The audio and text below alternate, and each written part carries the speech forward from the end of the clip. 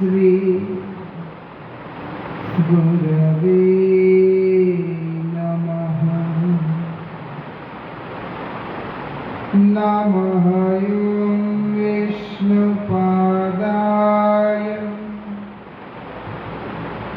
श्री गौरप्रियमूर्तये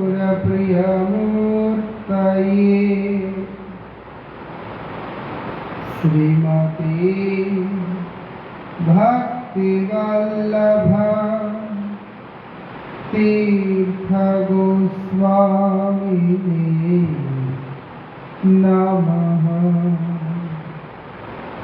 पतित पावन परम करुणामय परमाराध्यतम श्रील गुरुदेव नित्य लीला प्रविष्टो विष्णुपाद परमहंस परिव्राजकाचार्य अष्टोत्तर शतश्री श्रीमद् श्रील भक्ति वल्लभ तीर्थ गोस्वामी महाराज जी के अभय चरण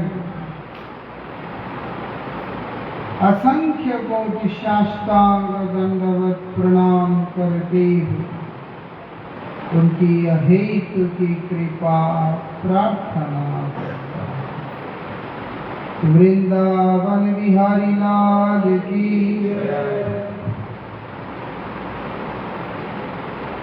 जिंदगी बहुत कमाल की है।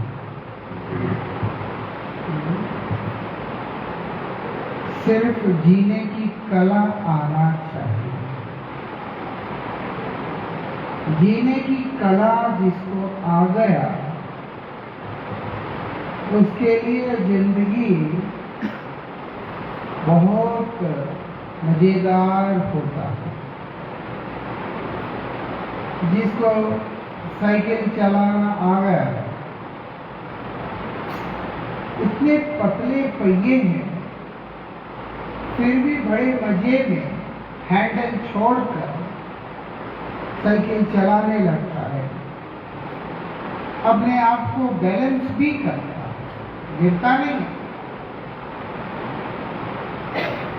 अरे है तो इंसान। सर्कस के अंदर जो बड़े एक्साइटमेंट के साथ लोग देखने जाते, मौत की कुआं।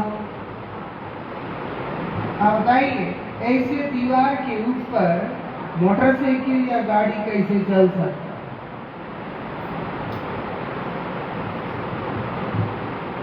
चल रहा है। जो हमें देख करके बड़ा आश्चर्य सा लगता है। आप ऊपर बैठ जाइए, आराम से ऊपर बैठ जाइए। जो देख करके जिसको आश्चर्य लगता है, अनुभवी व्यक्ति दिन में उस सर्कस ना जाने 500 चक्कर आराम से काट लेता है। इतना बैलेंस तरीका से चलता है। इसी बीच में खा भी लेता है।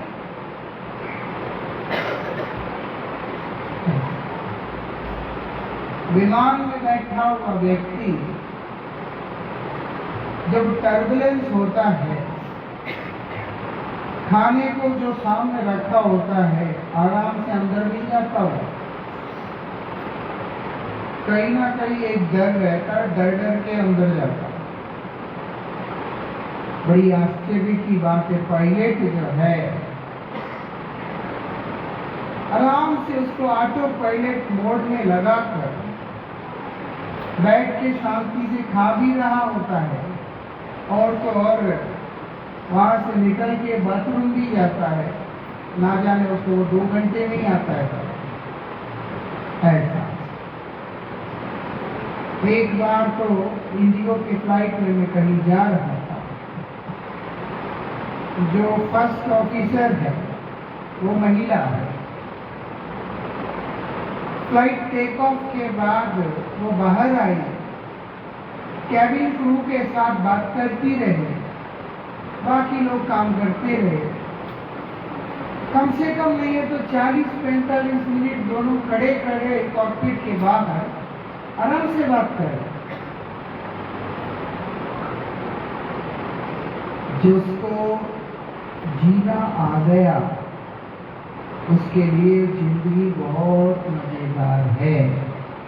मैं ये कहना चाहता हूं,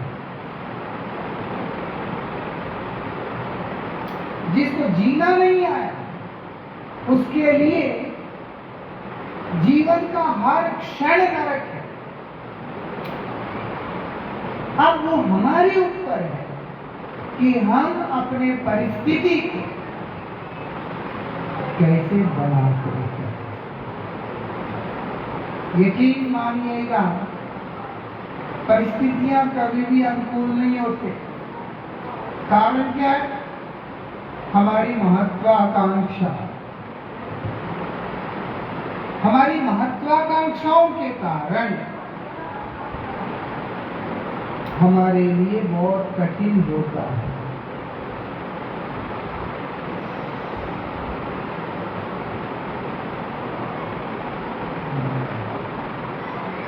हमारी महत्वाकांक्षाएं जिसके चलते जिंदगी हम लोगों को कठिन सा प्रतीत होने लगता है, बड़ा मुश्किल है ना? लेकिन शास्त्र के हिसाब से जीना बहुत आसान है। आज ही मैं किसी से वार्तालाप कर रहा था, शायद जानवा माता के घर में या इनके घर में।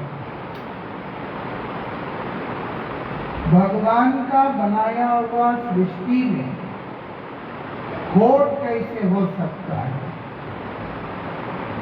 भगवान का बनाया हुआ सृष्टि में इम्परफेक्शन कैसे हो सकता है? अरे भगवान की सृष्टि में कलेश कहां से हो सकता है? ये सब हो रहे हैं, मतलब है भगवान की सृष्टि गलत है। ये अल्प बुद्धि जीव का दर्शन होता है, जिसका दिमाग नहीं है, जो बेकार व्यक्ति है, वो ऐसा सोचता है। लेकिन जो वास्तविकता में सेंसिबल होता है, वो व्यक्ति इस चीज को प्रॉपरली समझता है कि प्रकृति में कहीं पे भी कोई कमी नहीं है, खोट नहीं है। खोट कहाँ है? व्यक्ति के विचारधारा में, उसके जीवन पद्धति, जिसके चलते वो अपने जीवन को खुद नरक बनाता जा रहा है। अब आप देखो, लेन डिसिप्लिन फॉलो करने से ट्रैफिक जाम क्यों होगा? नहीं होगा। हर व्यक्ति इधर स्मार्ट है, इनफैक्ट ओवर स्मार्ट है। लेन ऐसा है, वो साइड से जुई करके निकल जाएगा। वो सोच रहा है आगे का रास्ता उसके लिए खुला रखा है ना? बेवकूफ।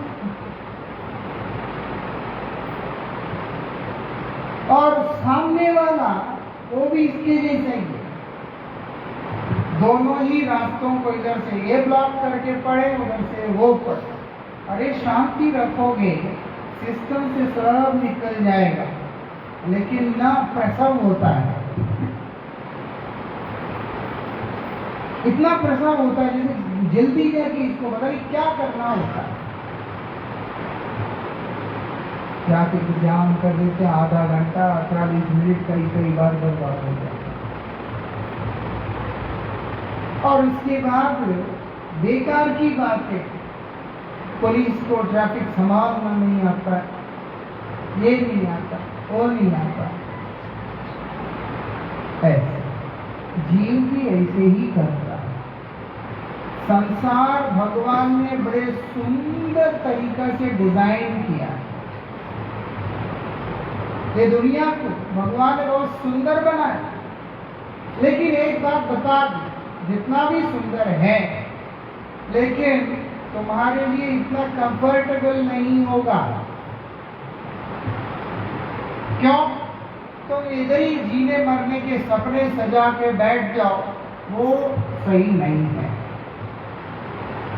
इसीलिए बहुत सुंदर है, सारे फैसिलिटीज है, लेकिन दुख भी है। वो दुख किस चीज का? बोलते बंधन का दुख। अभी आपके इस पंजाब के आम आदमी पार्टी के जो मैन थे केजरी, वो अभी बैठा है जेल में।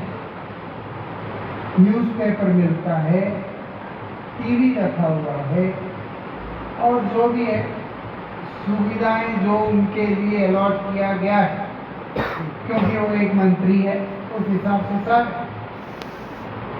फिर भी खाना भी घर से आता है, सब कुछ है, सब लिख के आया था उसमें। फिर भी दुखी है वो लोग। क्यों? क्योंकि बंधन है।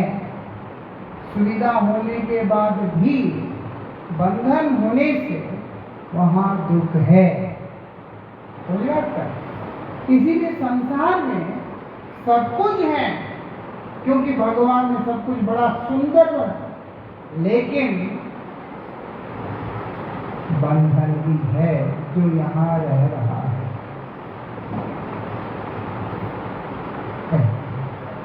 और वो बंधन दुख का कारण है। दुख है, नो डाउट, लेकिन जो भगवान के द्वारा किया गया जो व्यवस्था है, वो व्यक्ति के अंदर इस चीज को समझ लाने के लिए है कि ये भगवान की सृष्टि ही इतना सुंदर है।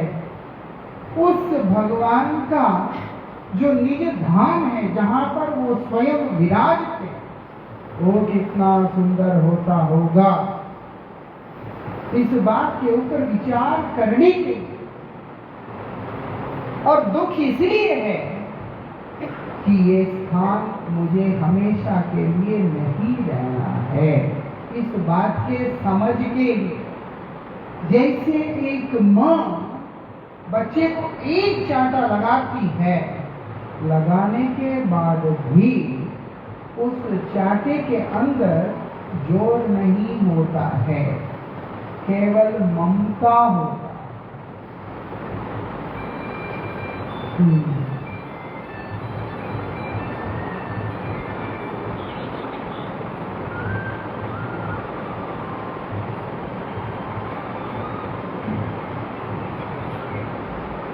वृंदावन हरिलाल की जय।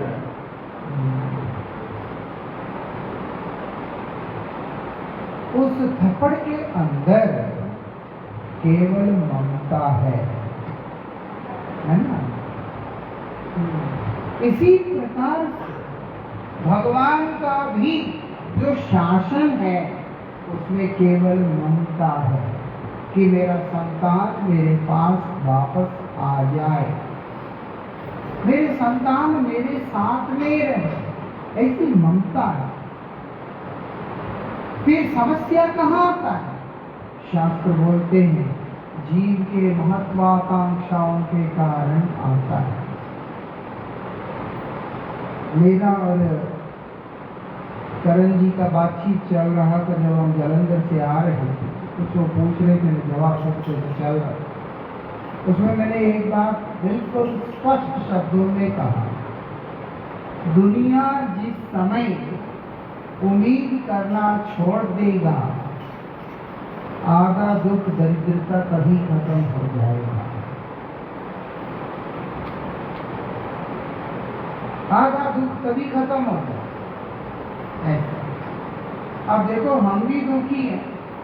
आज ही मैं बच्चों से बात कर रहा था, जैसे मैं देखना चाहता हूँ ऐसे बनने के लिए कोई तैयार नहीं है। तो वो भी दुख है। मतलब मैं किसी को चाह रहा हूं कि फलाना व्यक्ति साधु बने, ब्रह्मचारी बने, किसी किसी कारण से वो लोग बन नहीं पाते, बहुत सारी रीजन होते। वो फलाना बड़ा अच्छा है, वो अगर ब्रह्मचारी बनेगा, महात्मा बनेगा, बड़ा अच्छा लगता है, एक उम्मीद बना लिया, उसकी अपनी लिमिटेशन से वो नहीं बन पाता है, कोई भी रीजन है, उसकी कोई गलती नहीं, लेकिन आशा करने के कारण वो हृदय को दुख पहुंचा रहा है। ऐसा। और जो लोग दुनिया में उम्मीद करके बैठे हैं, मेरा ये हो जाएगा, मेरा वो हो जाएगा, मेरा फलाना हो जाएगा, कहाँ सुखी रहे। और इन उम्मीदों के साथ साथ वो लोगों के अंदर ऐसी प्रवृत्ति बन जाए, जितना हो सके उतना बटोर लो, कल को मिले ना मिले।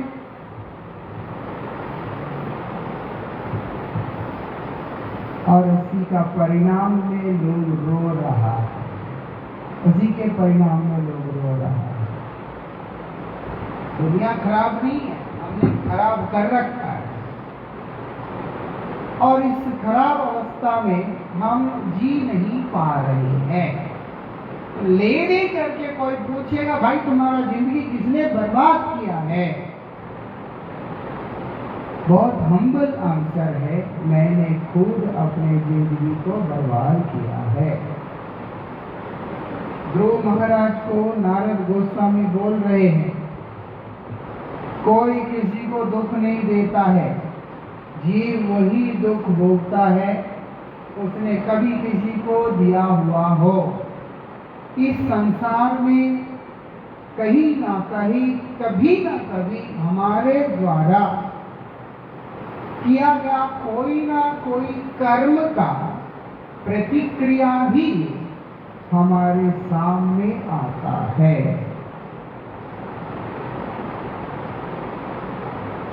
इसके अतिरिक्त और कुछ नहीं। ये न्यूटन ने जो भी कहा है वो कहीं आसमान से होकर के कहा, हमारे वैदिक शास्त्र इस बात को प्रमाणित कर रहे हैं। उसने बता, for every action there is equal and opposite reaction. और इंटरेस्ट के साथ आता है, आपने कहीं अपना कैपिटल को लगाया, सिंसियरली लगाया, तो डेफिनेटली जो रिटर्न है उसमें इंटरेस्ट जरूर आता है। हमने अपना कैपिटल कहाँ लगाया? अपनी महत्वाकांक्षाओं में, अपने स्वार्थ में, और उसका प्रतिफल में हमारा जिंदगी नरक बना हुआ है। एवरीवन, हर जगह ऐसा। आज ही किसी से मैं बात कर रहा था, आज नहीं, कल या जो एक आध दिन पहले, बहुत पैसा है, सब कुछ है, लेकिन बहुत सारी डिस्टर्बेंसेस है। और रो रहा है कि लोगों को हमारे पैसा दिखता है, हमारा घर दिखता है, गाड़ियां दिखते, लेकिन जो परेशानियों से हम गुजर रहे हैं वो तो दिखता नहीं है। ऐसा हमारा एक दोस्त है, कितना परेशान है हमें मालूम, ना रात को सो पाता, ना कुछ कर पाता, डायबिटीज भी हो गया, पैसे की कमी है, बिल्कुल नहीं, पैसा तो भरपूर मात्रा में, और खर्चा भी आराम से खुला करता, फिर भी जिंदगी में चैन नाम का चीज नहीं है। लोगों को उसके पैसा दिखता है, सब दिखता है, लेकिन जिन परेशानियों से वो गुजरता है वो केवल एकदम नजदीक होने के कारण हमें पता होता है वो परेशानियां किसने पैदा की, खुद पैदा किया है। अपने लिए सारी दरिद्री जो है वो सब हम खुद पैदा करते हैं, इसीलिए जिंदगी हमारा नरक बना हुआ होता है और बाद में ब्लेम, दोष हम दूसरे के ऊपर थोप देते। फलाने ने मेरे साथ धोखा किया, इसने मेरे साथ गड़बड़ किया और तुमने जो कारनामे किए। दुनिया बड़ी कमाल की है।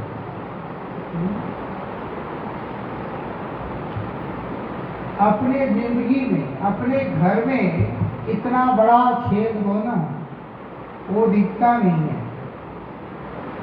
दूसरे के यहाँ इतनी छोटी सी नाली भी है वो भी दिख जाता है। वो इसका देखता है, उसका देखता है, उसका देखता है, वो उसका देखता है, इसके पीछे वो लगता है, उसके पीछे वो लगता है और नहीं भी लगे दूसरे का सुख देख करके रोने लगता है और इसका परिणाम में खुद की जिंदगी जो है वो नरक बन जाता है। क्या भगवान ने इतना सुंदर संसार की संरचना करके दिया, हमसे ज्यादा सुखी तो पशु है। वास्तविकता में विचार कर, पशु तो सिर्फ भोग योनि है, वो अपने कर्म फलों को भोग रहे हैं, लेकिन अगर सुख से भी कोई है तो केवल पशु ही है। इंसान के जीवन में सुख कहाँ? कोई भी व्यक्ति दिल में हाथ रख करके कह दे कि मैं अपने संपूर्ण जीवन के अंदर केवल सुख ही सुख अनुभव किया, नहीं बोल पाएगा। ऐसा वो चाहे अंबानी क्यों ना हो, जिसका अभी शादी हुआ अनंत अंबानी, तो खुद अपने बारे में बताते हुए क्या बीमारियों से परेशान है, जिंदगी में कितनी परेशानियां हैं उसका, वो खुद उस बात को खुद ही बोलता है।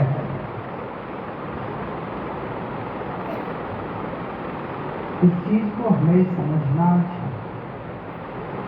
ना तो पैसे के कारण आदमी सुखी हो सकता है, ना अपने जिंदगी को सुंदर बना सकता है, ना भिखारी होकर के कोई भी व्यक्ति अपनी जिंदगी को सुंदर बना सकता है। अच्छा, सब छोड़ छाड़ के भिखारी बन जाए तो सुखी हो ना। इसीलिए हमारे आचार्य ने एक बात बोलता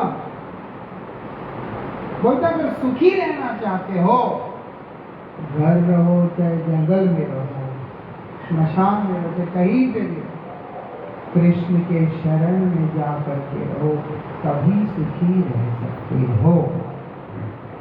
अन्य कोई संसाधनों के द्वारा कोई भी व्यक्ति कभी भी सुख को अनुभव कर ही नहीं सकता।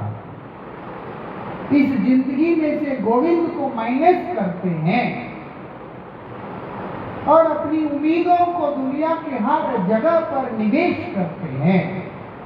शास्त्र बोलते हैं तुम्हारा जिंदगी अंत में नरक बनने के अतिरिक्त कुछ और नहीं हो सकता है। ऐसा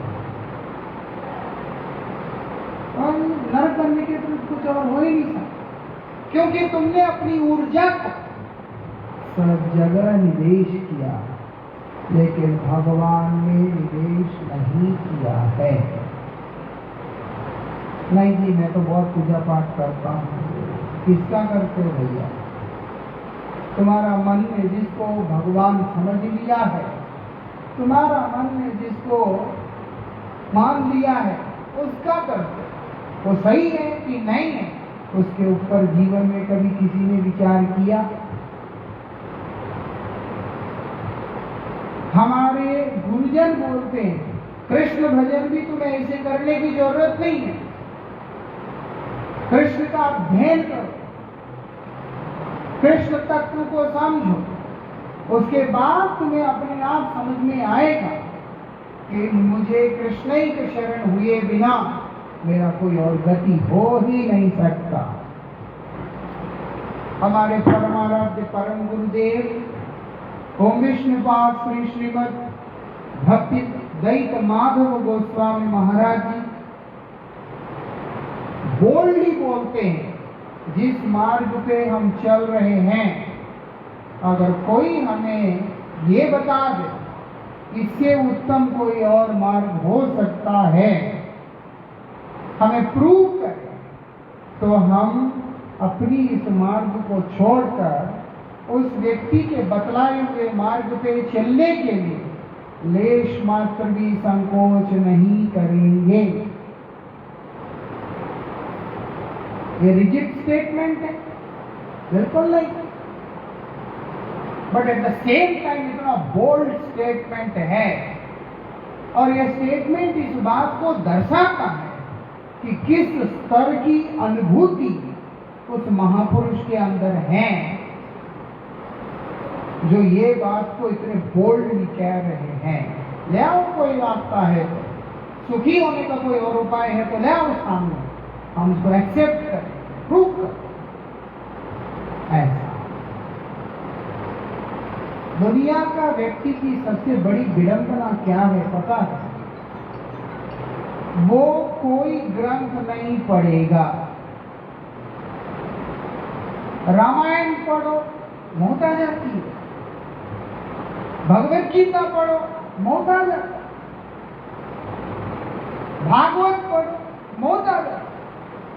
और कई ऐसे धुरंधर है इस पूरे विश्व में जिनको हिंदू है, जिनको भगवत गीता और भागवत में अंतर क्या है ये भी नहीं पता। एक मुझे बोलता है किशन जी महाराज भगवान है, तुम कहाँ पाकिस्तान में पैदा हुआ है?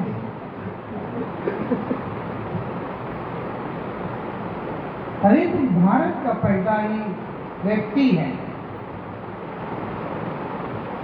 और तुम्हें पता ही नहीं चल रहा कि कृष्ण कौन है। ऐसी स्थिति कोई ग्रंथ नहीं पढ़ेगा, साहित्य का अध्ययन नहीं करेगा, तो फिर जीवन के तथ्यों को, जिंदगी के उलझनों को कैसे सुलझा पाएगा? जिस मार्ग को लेने से, जिन मैन्युअल्स को पढ़ने से, जिनका अध्ययन करने से जिस जगह पे हम हैं, इस जगह को ऑर्गेनाइज्ड तरीका से यूज कर सकेंगे, उसको तो किसी ने पढ़ना नहीं, सुनना नहीं। समझ में आता है? आपने एक मिक्सी खरीदा, उसके साथ एक बुकलेट आता है, इसको इधर से फिट करो, उसको उधर से फिट करो। आपने उसको देखा, सब स्क्रू लगाया, जो कुछ भी किया, मशीन चलाया, प्लग में लगाया, चल पड़ा।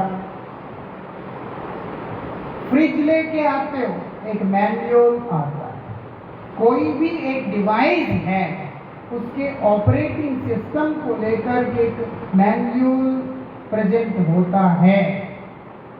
जिस जगह पे हम लोग हैं, ये चाहे गुरदासपुर हो, जलंधर हो, पंजाब हो, इधर हो, उधर हो, नहीं तो दिल्ली हो, यूपी हो, दुनिया का कोई भी जगह, अमेरिका, यूरोप, कोई भी,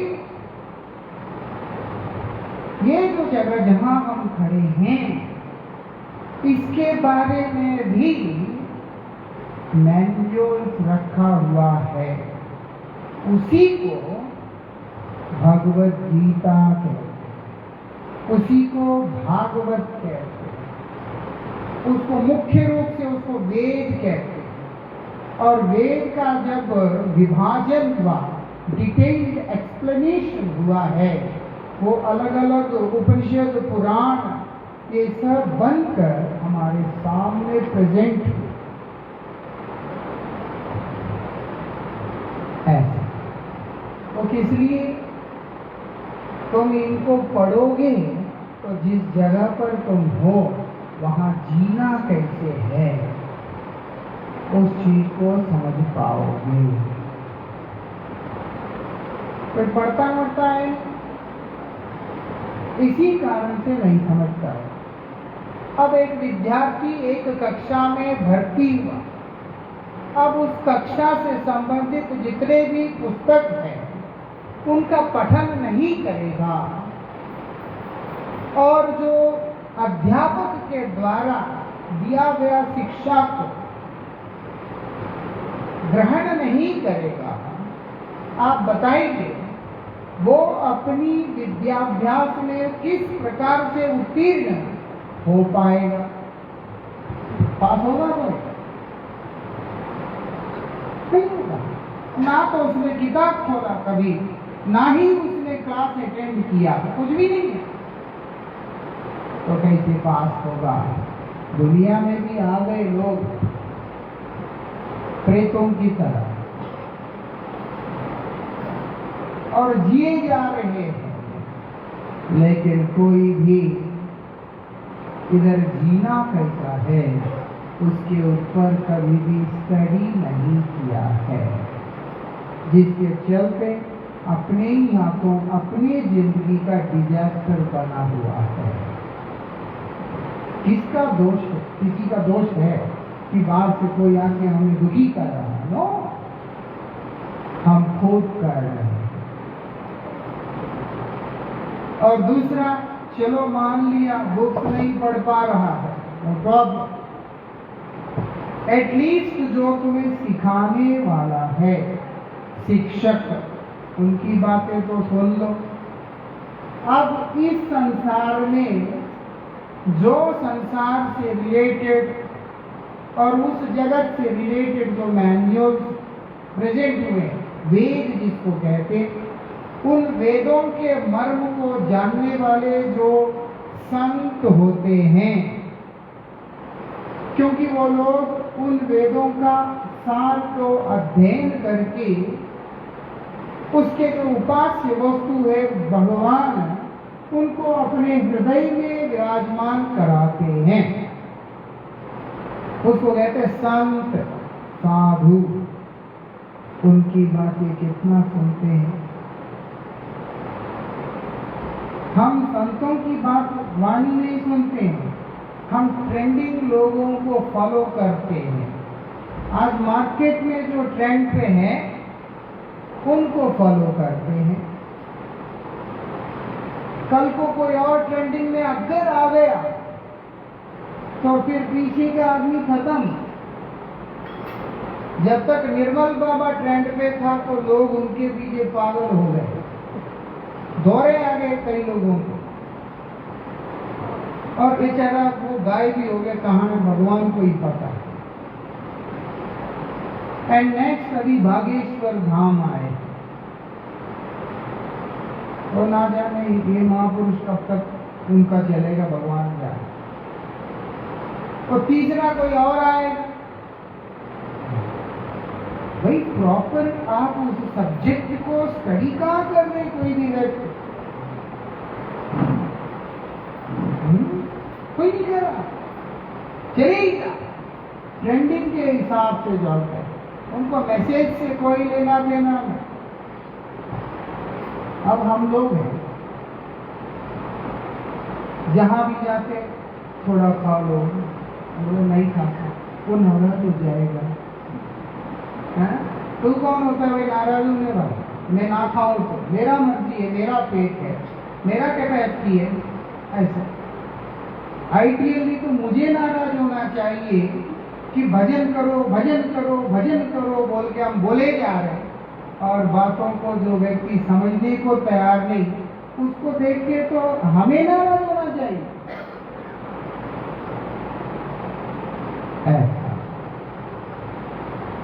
तो पब्लिक इंटरेस्ट किस डायरेक्शन में? इसीलिए एक आदमी भी दुनिया में सुखी नहीं है। ना वो ग्रंथ पढ़ता है, ना संतों की वाणी सुनता है, और ना ही उसको समझकर अपने अंदर डालने का कोशिश करता है। और उसके बाद जो सब कुछ दे रहा है उनको धन्यवाद भी नहीं देता। जगत का पिता जगन्नाथ भगवान श्री कृष्ण, यहाँ तक कि भगवत गीता में अर्जुन को भगवान उपलक्ष्य करके बोलते, हे कौन्तेय, हे अर्जुन, मैं कौन हूं? मैं तो प्रभु हूं, मालिक हूं, सब बोला उन्होंने। साथ में एक बात बोलते, जितने भी योनियां हैं, 84 लाख योनियां, अहम बीज प्रदपित, मालिक तो वो है ही है, लेकिन वो क्लियरली इस बात को भगवत गीता में बोल रहे हैं, जितने भी योनियां हैं उन सब का अंदर जो बीज है, उस बीज को देने वाला पिता तो मैं ही हूं। तुम जो हो मुझसे हो, तुम जो हो मुझ में हो, तुम जो हो मेरे लिए हो, तुम जो हो मेरे द्वारा हो, मेरे से बाहर कुछ भी नहीं। मत्तः परतरं नान्यत् किंचित् अस्ति धनंजय, मेरे से बाहर कुछ है ये हो ही नहीं सकता है। ऐसे भगवान बोल रहे हैं। और कोई व्यक्ति न माला करे, न उनको धन्यवाद दे। अब कल देखो ना, वहां गए हम लोग, मैंने बोला प्लीज हरिनाम करना, प्लीज हरिनाम कर, ऐसे बोला, कितने प्यार से रिक्वेस्ट करते हुए बोला। और ये भी कहा कि 1 घंटे में 5 मिनट भगवान के लिए दे दीजिएगा। कितने लोगों ने उस समय हाथ उठाया? बहुत कम, ना कि बराबर। ऐसी स्थिति में जो जीने वाले लोग हैं, वो लोग अपने जीवन में सुख कहाँ अनुभव करेंगे बताइए? शांति कहाँ अनुभव करेंगे? मैं इसलिए बोल रहा हूँ ऐसा क्योंकि और लोग भी देख रहे हैं। और दूसरा, मुझको एक चीज का टेंशन नहीं है, मुझे दोबारा इधर आने को मिलेगा कि नहीं, इसीलिए मैं बोल्डली बोल रहा हूँ। जिसको रहता है अरे नाराज हो जाएंगे, दोबारा बुलाएंगे नहीं, वो थोड़ा बटर लगा के बात करेगा। बट मुझे वो प्रॉब्लम नहीं है। आई रियली डोंट माइंड कि अगर मुझे दोबारा नहीं बुलाया। बट सत्य तो यही है, जो व्यक्ति ग्रंथ नहीं पढ़ेगा, जो व्यक्ति हरिनाम नहीं करेगा, जो व्यक्ति साधु संग नहीं करेगा, वो चाहे अमेरिका भी चला जाए, लंदन चला जाए, कहीं भी चला जाए, लेकिन मानना भैया उसके जीवन में सुख होने की संभावना है ही नहीं, एब्सोल्युटली जीरो। ऐसा सुख कहाँ है? शास्त्र बोलते प्रभु के चरण में, भगवान के चरणों में सुख है, उनके चरणों में आनंद। इसलिए बोलते कृष्ण के शरण में चलेगा। भगवान खुद ही बोल रहे, हे अर्जुन, जब तुम मेरे शरण में आओगे, मेरे कृपा से तुम्हें परम शांति लाभ होगा। मेरी कृपा। और तो और सिर्फ शांति की बात नहीं, स्थान प्राप्त शाश्वत, उस अविनाशी पद का भी प्राप्ति होगा जहां पर सब कुछ स्थायी रहता है, मतलब फिक्स है। ये दुनिया में कुछ भी फिक्स नहीं, ना हमारा उम्र फिक्स है और ना हमारा हेल्थ कंडीशन फिक्स है, कभी भी कुछ भी हो सकता है। हमारे गुरु जी इंग्लिश में बोलते थे, कई कथाओं में बोला हुआ, any moment we shall die, ऐसे गुरु जी बोलते थे। किसी भी समय में कोई नहीं मर सकता। आपके इस गुरदासपुर से ज्यादा दूर नहीं, लगभग 100 किलोमीटर शायद, उधर मलसिया से आगे जाओगे, सुल्तानपुर बोल के आता है, सुल्तानपुर लोधी। वहां एक माता जी रहती थी, बहुत प्यारी थी, हम जानते हैं अच्छे से। सर्दियों का टाइम, वो सरसों का साग लेके आए। अभी तो उनका हस्बैंड भी चले गए, सिर्फ बच्चे हैं। सरसों का साग लेके आए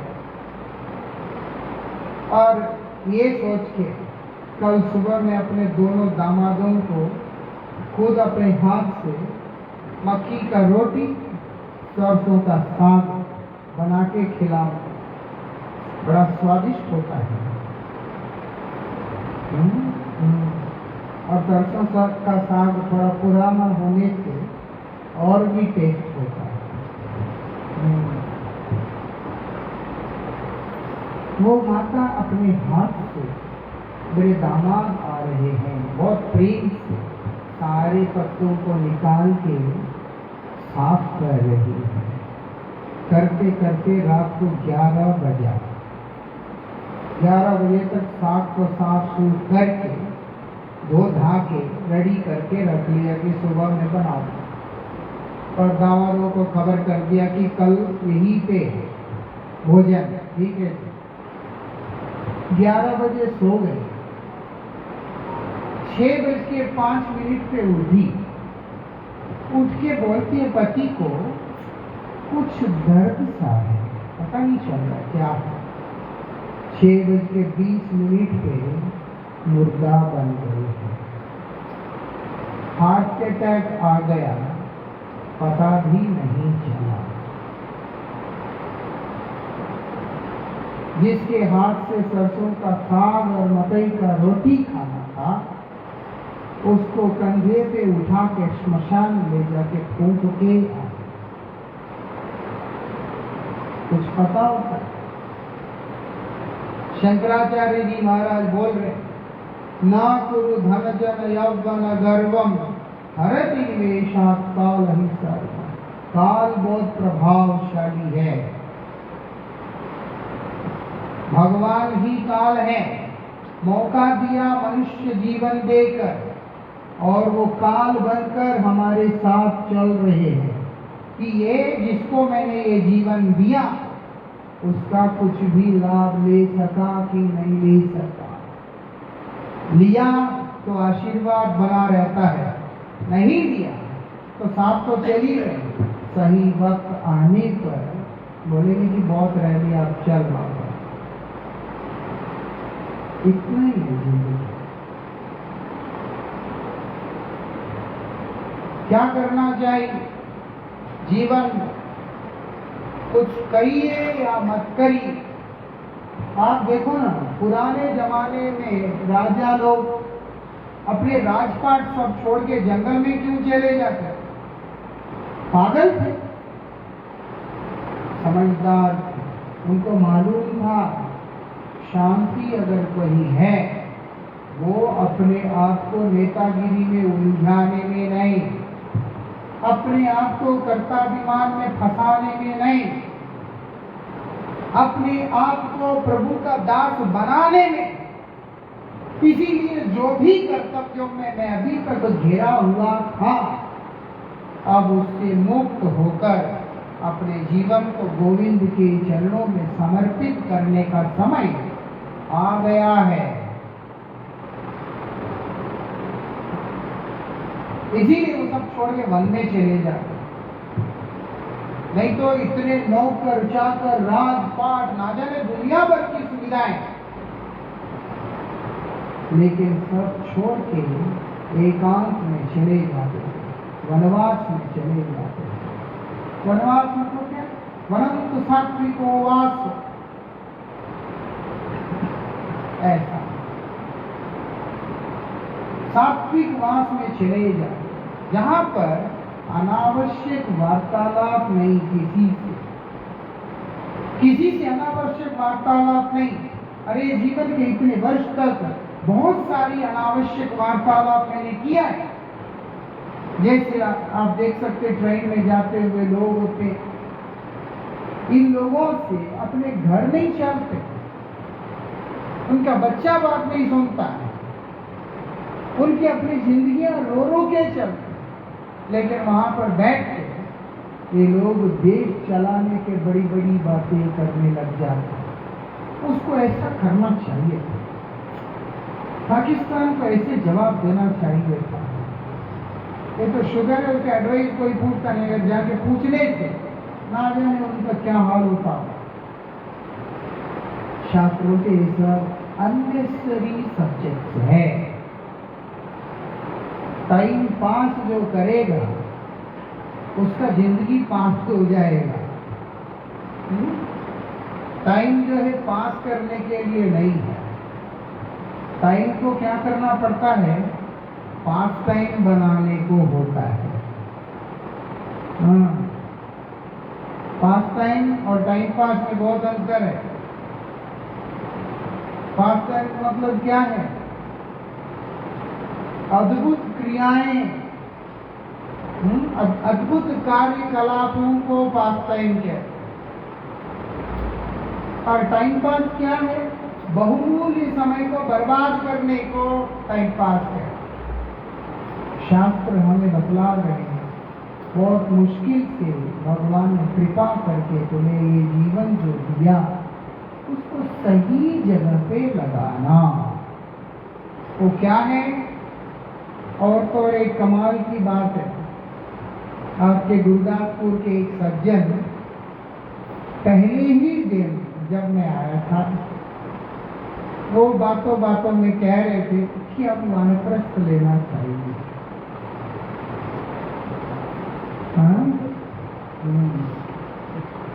मैंने तो खैर कह दिया कि संभव नहीं, लेकिन एक बात है, एटलीस्ट ये शब्द मुख से निकला ना, वो भी भाग्य की बात है। वो भाग्य की बात है।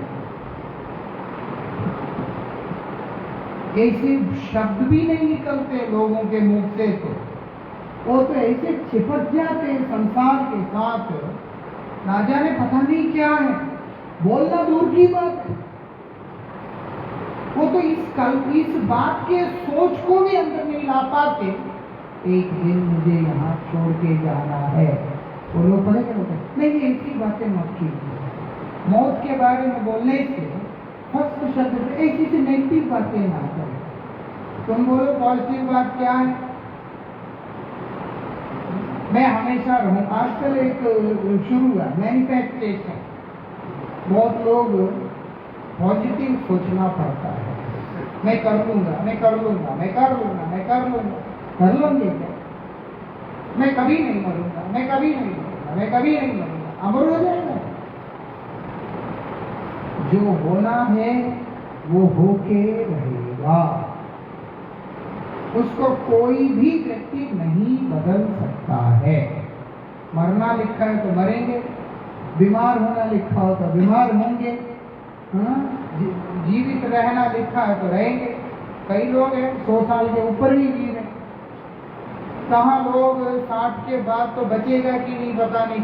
कई लोगों के लिए कहने का मतलब जो होना निश्चित हुआ प्रकृति के द्वारा, भगवान के निर्णय के द्वारा, उसको कोई टाल नहीं सकता है। समझदार व्यक्ति वही है जो इस सृष्टि के अंदर जो कुछ भी हो रहा है वो सब भगवान की कृपा के रूप में दर्शन करना शुरू कर दे। ब्रह्मा जी ने कहा तो यही बात है, तत्ते अनुकंपाम समीक्षमाम। तुम हर चीज को उनकी कृपा के रूप में देखना शुरू करो, अपनी दिमाग मत चलाओ। जो हो रहा है उनकी कृपा से अच्छा ही हो रहा है। तब कृपावलोकन देखते रहो उनकी कृपा को, और उनकी इच्छा को अपनी इच्छा बनाकर जीना शुरू कर दोगे जब, यकीन मानिएगा दुनिया में चाहे लाख मुसीबतें हो, आप हर मुसीबत में, हर परिस्थिति में सबसे ज्यादा सुरक्षित अपने आप को अनुभव करेंगे। समझे? सबसे ज्यादा सुरक्षित अपने आप को आप अनुभव करेंगे, चाहे आपके आसपास में जो मर्जी होता है। क्यों? क्योंकि आप लोग कृष्ण कृपा नाम का एक अमोघ कवच के द्वारा सुरक्षित है। एक प्रोटेक्शन शील्ड, इतने स्ट्रॉन्ग हैं, उसको कोई भी पियर्स नहीं कर सकता है।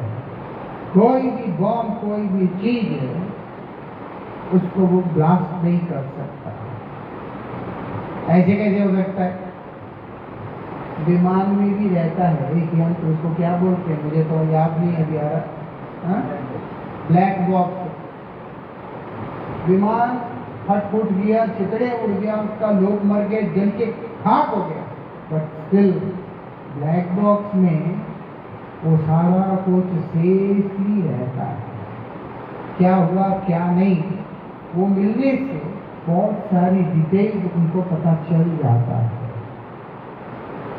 ये दुनिया का बना हुआ तामझाम यंत्र वो ही इतने भयंकर विध्वंस में खत्म नहीं हो रहा, और भगवान का कृपा का जो आवरण है, शील्ड, वो जिसके ऊपर हो, उसके ऊपर कौन सी ऐसी चीज है जो कि उसके ऊपर अटैक कर सकता है?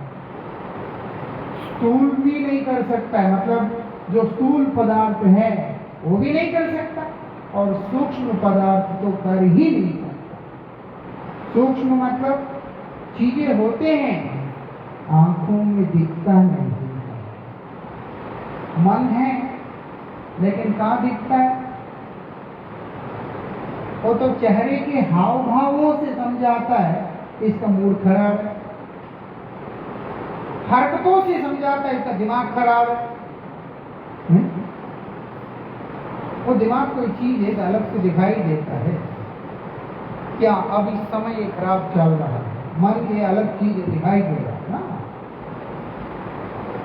हरकतों से, हाव भावों से उस चीज को फील किया।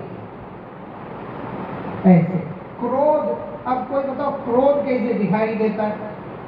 सिर्फ जिसके ऊपर वो हावी हो गया, उसके बॉडी लैंग्वेज जो बदल गया है, उससे हमें पता चलता है कि उसको क्रोध आ रहा है। अब कोई ऐसे देख रहा है, मालूम पड़ता है कि इसके अंदर काम बढ़ गया है। कोई कुछ और तरीका से देख रहा है, तो लग रहा है कि इसको लोभ आ गया है। अब लोभ, क्रोध, काम कोई वस्तु तो है नहीं, एक भाव है जो व्यक्ति के ऊपर हावी हो जाते हैं, तो वो उसके स्थूल शरीर में दिखलाई पड़ता है। जो लोग कृष्ण का कृपा का आवरण डाल लेते, कवच डाल लेते हैं, उनको ना काम कुछ कर सकता है, ना क्रोध कुछ कर सकता है, ना लोभ कुछ कर सकता है, ना ईर्षा, द्वेष, कोई भी चीज उनको कुछ कर ही नहीं सकता। They are forever protected. इसीलिए हरिनाम का सहारा लेना, केवल हरिनाम का सहारा लेना है। जो मर्जी हो जाए, हम भगवान के चरण नहीं छोड़ेंगे, उनका नाम करते रहेंगे, उनके ही इच्छा के अनुसार, उनकी संतुष्टि के लिए अपनी जिंदगी जिएंगे। ऐसे करके संकल्प करके जीवन निकालना, फिर देखना जिंदगी का आनंद क्या होता है। बहुत आसान हो जाता है सब जीवन। हमने हमारे गुरुजी से एक बार पूछा था, दो व्यक्ति हैं, दोनों ही हॉस्पिटल में एडमिट है, दोनों ही मरने वाले हैं, और दोनों का उम्र लगभग 90-95 के करीब है। मैंने बोला इतने साल जीने के बाद मौत जब सामने आया है, मैं दोनों का मनोस्थिति कैसे होता है वो जानना चाहता हूँ। मैं हमारे गुरुजी से पूछा, लेकिन इसमें एक जो मरने वाला है वो भगवान का भक्त है, उसने जिंदगी भर भगवान का भजन किया। दूसरा जो मरने वाला है वो जिंदगी भर अपनी ऊर्जा को दुनिया में लगाया, दुनिया के लाभ हानि, झगड़े झंझट, दुनिया भर की चीजें उसने अपने आप को लगाया। अब दोनों मर रहे हैं। हमारे गुरुजी बोलते हैं, भक्त का क्या है? कुछ नहीं। मतलब कुछ नहीं, मौत आ रहा है। बोलते आने दो, वो इंतजार कर रहा होगा कि अब समय आ गया है मुझे अपने प्रभु से मिलने का। वो मौत को महोत्सव बनाता कि मेरा समय आया है मुझे अपने नाथ से मिलने का। मैं तो दुखी नहीं होता, मुझे क्यों दुख होगा? जब तुम किसी से सबसे ज्यादा प्रेम करते हो, उससे मिलने का मौका तुम्हें मिल रहा है, तो तुम दुखी क्यों हो? बोलते वो दुखी नहीं है तो ना। दूसरा वो बोलते हैं वो तो रो रो के तड़प के मरेगा। क्यों? क्योंकि दुनिया में अपने मन अपनी जिंदगी दे देने के कारण उसकी उम्मीदें उसकी चाहतें फिनिश नहीं होते हैं। ये बिल्कुल स्पष्ट है। जहां आपने अपनी ऊर्जा दिया आपका मन वही जाएगा। तो जिंदगी भर जहां अपना ऊर्जा दे दिया है उसका मन वहीं पे आसक्त पड़ा है। अब उसकी आसक्ति के जो बंधन है वो मृत्यु जब काटने लगता है तो उसका तड़पन बहुत ज्यादा होता है और वो मौत भी आराम से मर नहीं पाता और आराम से मृत्यु को गले लगा नहीं पाता, तड़पता रहेगा। ऐसा इसीलिए जीना ऐसे जीना चाहिए जहां मृत्यु महोत्सव लगे।